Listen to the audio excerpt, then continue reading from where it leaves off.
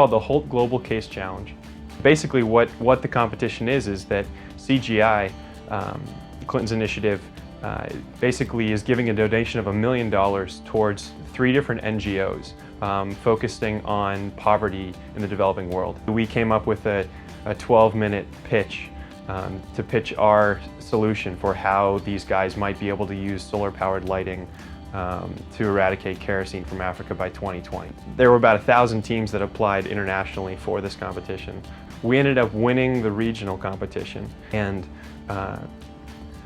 got invited to come to the finals in New York to present our solution. So right now, SolarAid is basically selling these little solar-powered lights that have a solar panel on top of them and a light on the bottom, and they cost anywhere from $10 to $30.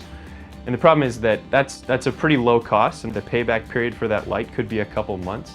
But people don't really understand the product. They don't know the benefits. They're so used to using kerosene, and when they buy kerosene, they pay 30 cents for a little canister of kerosene, and here they have to put up some upfront cash, right? So what we wanted to try to do was to take solar lighting and be able to have the price that you pay for solar lighting mimic what you would pay for kerosene. Instead of having a consumer buy the full product kind of all at once, where you buy a solar panel, a light, and the battery all in one single product. What we do is we make it so that the initial payment could be $0 or $1 or $2.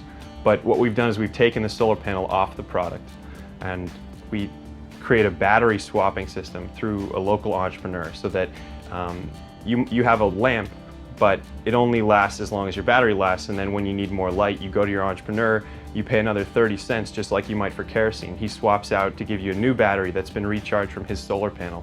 And now you have light just like you would from kerosene, but that payment structure looks a lot like kerosene instead of you paying this huge high upfront capital cost. You know, it's a multi-billion-dollar market that could be, and at the same time you're providing clean, cheap, affordable, better light to Africans. So there are a lot of ways it could move forward, and I think we're still trying to figure out what the best avenue for moving that forward would be.